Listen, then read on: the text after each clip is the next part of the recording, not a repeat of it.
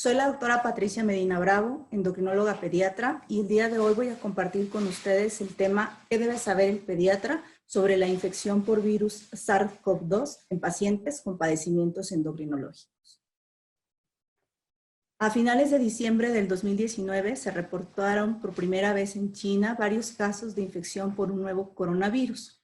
A partir de esa fecha, los pacientes infectados por el virus SARS-CoV-2 que ocasiona la enfermedad denominada COVID-19 han ido en aumento, de tal manera que hasta mayo del 2020 se reporta que aproximadamente 5 millones de personas a nivel mundial han contraído esta enfermedad. Por esta razón, la Organización Mundial de la Salud la ha considerado ya una pandemia. Y desde entonces los esfuerzos del personal de salud para combatir dicha enfermedad han ido en aumento y continúan siendo para recomendar prevenir la infección por este virus. En nuestro país, hasta el 22 de mayo de 2020, se han reportado un total de 62.527 casos confirmados de infección por virus SARS-CoV-2, con 6.989 defunciones, lo cual constituye aproximadamente un 11% de mortalidad. Aunque a nivel mundial la tasa de mortalidad reportada aparentemente es baja, el número de personas infectadas continúan en aumento debido a la alta transmisibilidad de este virus. En nuestro país, de las personas que han fallecido a causa de esta enfermedad, se reporta que aproximadamente un 74% no han requerido hospitalización y un 26% de estos pacientes han requerido estar hospitalizados. El 9% de ellos se reportan estables, el 13% con una enfermedad grave y aproximadamente un 3.5% de estos pacientes requieren intubación. A nivel mundial, tanto en otros países como en nuestro país, se ha reportado que algunas comorbilidades en pacientes adultos, tales como hipertensión arterial, diabetes mellitus u obesidad, ocasionan que haya mayor complicación en estos pacientes y también aumenta la tasa de mortalidad.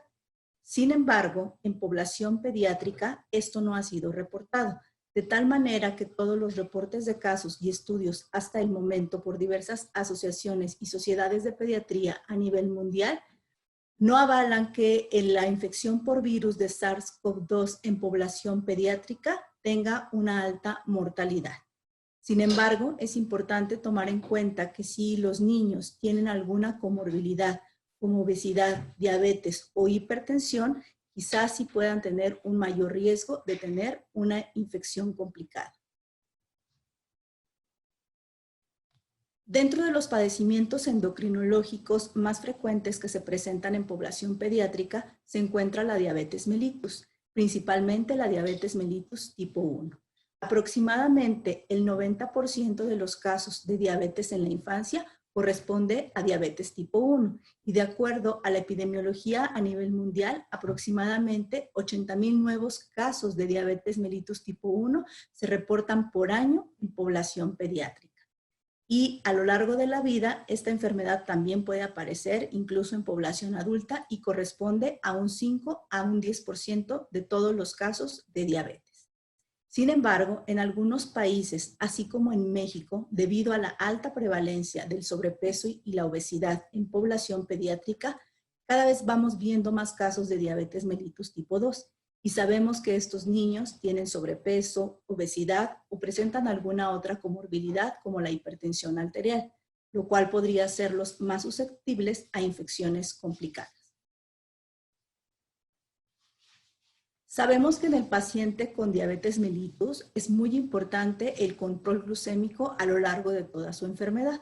Esto es para tratar de evitar la presencia de complicaciones agudas, principalmente cetoacidosis diabética, y a lo largo de su vida evitar las complicaciones crónicas como neuropatía, nefropatía y retinopatía diabética.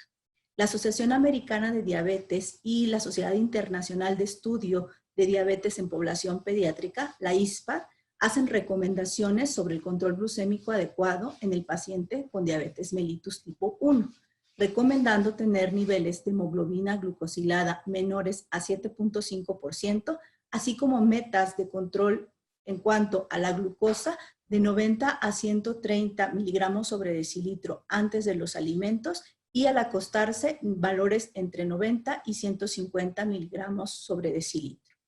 El tener un adecuado control glucémico entonces podrá prevenir que cualquier infección de tipo viral o bacteriano se pueda complicar. Sabemos que estos pacientes, si cursan con descontrol, cualquier tipo de infección pudiera entonces tener un mayor riesgo de tener una forma más grave, incluyendo posiblemente la infección por SARS-CoV-2. Hasta el momento, a nivel mundial, en los países en los cuales se han presentado mayores casos de esta enfermedad, como son China e Italia, no existen reportes de casos de pacientes menores de 25 años con diabetes mellitus que hayan requerido hospitalización. Los escasos estudios indican que el comportamiento de la infección por este virus es muy semejante tanto en niños que padecen diabetes como en niños sanos. Sin embargo, sabemos que en el paciente con diabetes mellitus, cualquier proceso infeccioso puede incrementar el riesgo de cetoacidosis diabética, por lo cual sería muy importante prevenir que estos niños lleguen a la cetoacidosis.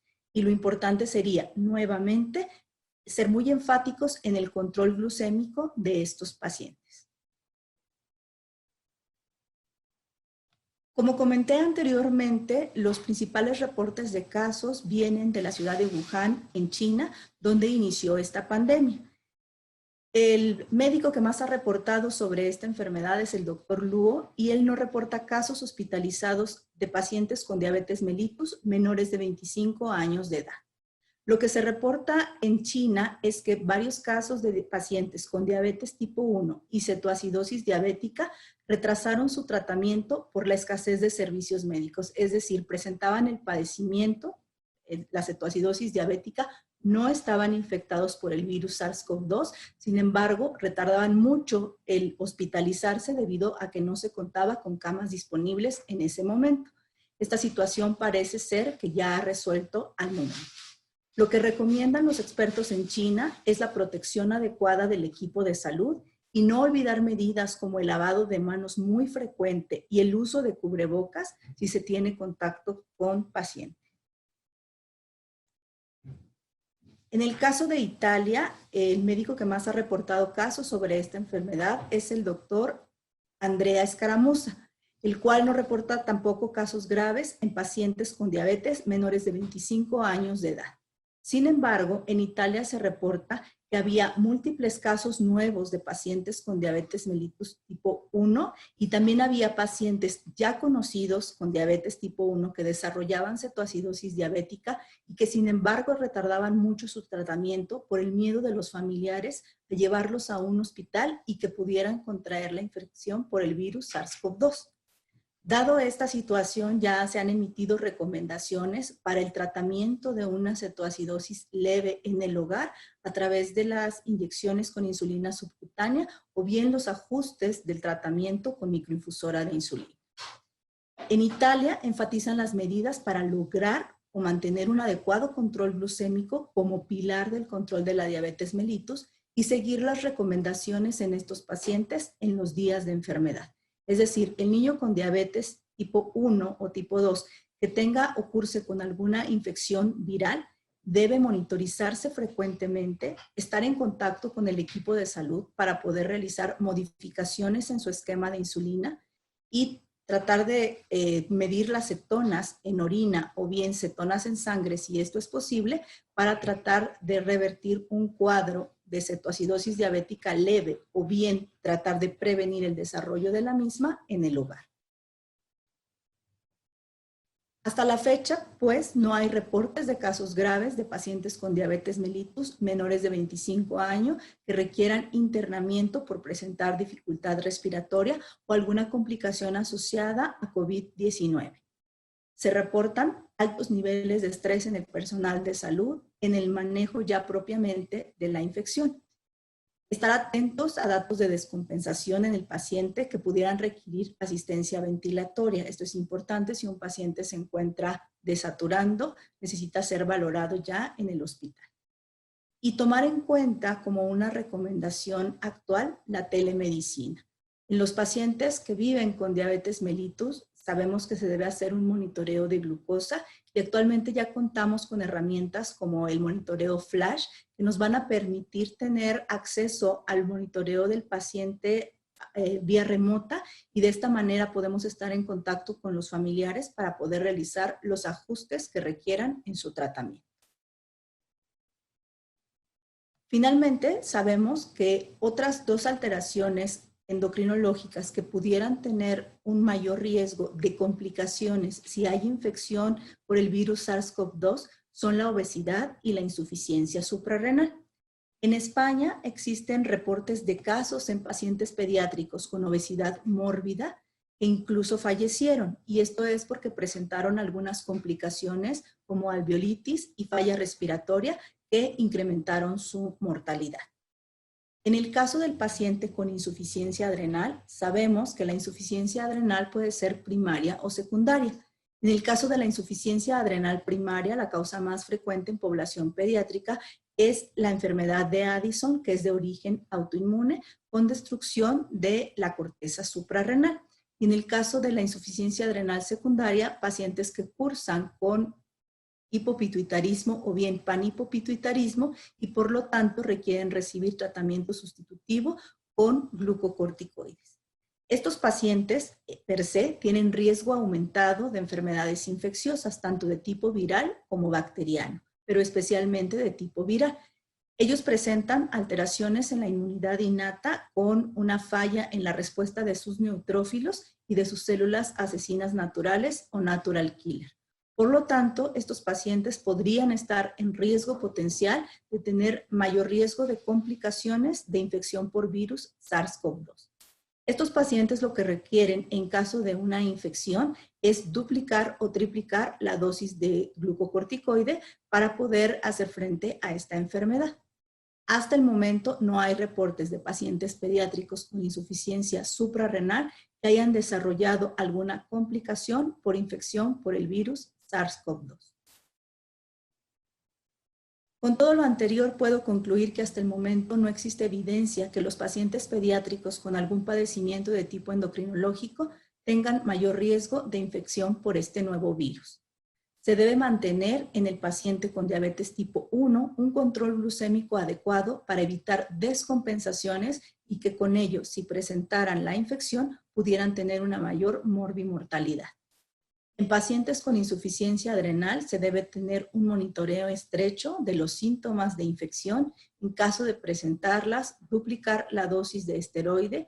En caso de presentar algún dato de insuficiencia respiratoria, requieren valoración inmediata por el médico tratante. Las recomendaciones que se han dado a conocer muy ampliamente a toda la población en general son importantes y deben resaltarse en pacientes que viven con algún padecimiento endocrinológico, ya sea obesidad, diabetes mellitus o insuficiencia adrenal. Y actualmente todos los contactos de estas personas debieran considerarse como portadores asintomáticos y debemos continuar con las medidas para tratar de evitar la infección por este virus. Muchas gracias.